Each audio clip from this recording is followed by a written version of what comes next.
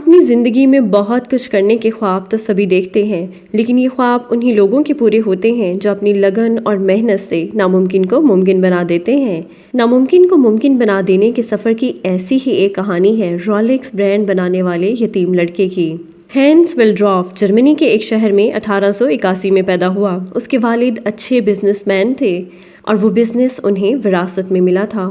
Hence کا ایک بھائی اور بہن اور بھی تھے۔ یہ چھوٹی سی فیملی ہنسی خوشی زندگی گزار رہی تھی، لیکن وقت اور حالات ہمیشہ ایک سے نہیں رہتے۔ 1891 میں ہینس کی والدہ اس دنیا سے چل بسی۔ یہ صدمہ اس فیملی کے لیے بہت بڑا تھا۔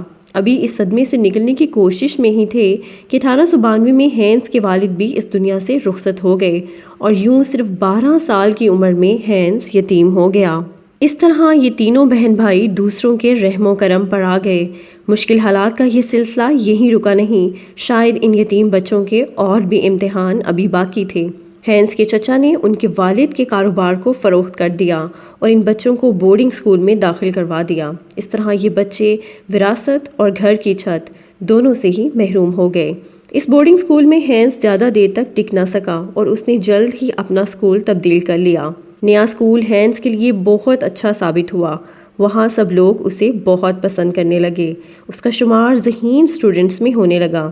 اسی دوران ہینس کا ایک دوست بنا جو اسے اپنے شہر میں ہونے والے گھڑیوں کے کاروبار کے قصے سناتا، اور وہ قصے ہینس کو بہت پسند آتے۔ کاروبار ہینس کے خون میں شامل تھا اور اپنے دوست کی کہانیاں سن کر اسے گھڑیوں کے کاروبار میں خاصی دلچسپی ہونے لگی۔ 19 سال کی عمر میں ہینس تعلیم چھوڑ کر سوئٹزرلینڈ چلا گیا۔ یہاں تک اس سے سب کچھ چھوٹ چکا تھا، اس کے والدین، اس کی وراثت، اس کی تعلیم اور اس کا اپنا ملک بھی۔ سوئٹزرلینڈ میں ہینس ایک پرل کمپنی میں کام کرنے لگا۔ یہ کمپنی مختلف جگہوں سے پرلز لیتی اور انہیں پیک کر کے آگے فروخت کر دیتی۔ ہینس کو اس کمپنی کے کام کرنے کا طریقہ بہت ہی اچھا لگا، کیونکہ یہ کمپنی خود کچھ بھی نہیں بناتی تھی بلکہ دوسروں کی پروڈکٹس کو پیک کر کے آگے بیچ دیتی تھی۔ ہینس اس کمپنی میں بہت محنت سے کام کر رہا تھا کہ اسی دوران اسے ایک واش میکنگ کمپنی سے کلرک کی جاب آفر ہوئی۔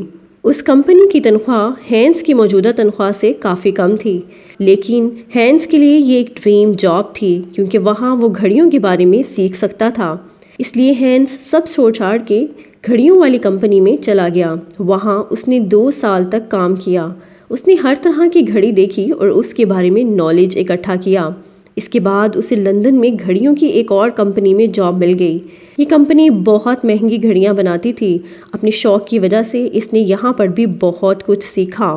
کئی سال گھڑیوں کے بارے میں سیکھنے کے بعد بالآخر ہینس نے اپنی کمپنی بنانے کے بارے میں سوچا۔ یہاں تک اس کے پاس سب کچھ تھا سوائے ایک چیز کے، اور وہ تھا سرمایہ۔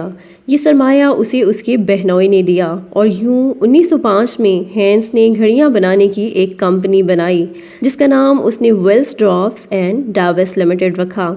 یہ کمپنی گھڑیاں بناتی اور انہیں ایکسپورٹ بھی کرتی۔ یہ کمپنی آہستہ آہستہ ترقی کرنے لگی اور اچھی کمپنیز میں شمار ہونے لگی، لیکن ہینس اسے مزید اچھا بنانا چاہتا تھا اور کچھ نیا کر دکھانا چاہتا تھا۔ بالآخر اسے مردوں کے لیے ریسٹ واچ بنانے کا خیال آیا۔ یہ وہ زمانہ تھا جہاں ریسٹ واچ صرف خواتین کی جیولری آئٹم کے طور پر ہی استعمال ہوتی تھی، جبکہ مرد صرف پاکٹ واچ استعمال کیا کرتے تھے۔ اس وقت کوئی بھی ایسی کمپنی نہیں تھی جو مردوں کے لیے ریسٹ واچ بنا رہی ہو، کیونکہ اس وقت کے گھڑی سازوں کا کہنا تھا کہ ریسٹ واچ اتنی ایکوریسی سے وقت نہیں بتا سکتی جتنی کہ پاکٹ واچ۔ ہینس مختلف ممالک گیا اور وہاں کے ماہرین سے ملا اور بالآخر ہینس نے ریسٹ واچ بنانا شروع کر دی۔ یہ کمپنی دن دگنی اور رات چگنی ترقی کرنے لگی اور اس کا شمار بہترین کمپنیوں میں ہونے لگا۔ اسی وقت ہینس کو خیال آیا کہ اس کمپنی کا نام ایسا ہونا چاہیے جو سننے والوں کے ذہن میں اپنا اثر چھوڑ جائے۔ تبھی اس نے کمپنی کا نام تبدیل کر کے رولکس رکھ دیا۔ محنت اور لگن کی یہ جستجو یہیں ختم نہیں ہوئی، بلکہ ہینس ہر دن رولکس کو بہتر سے بہترین بنانے کے لیے کوشاں رہا۔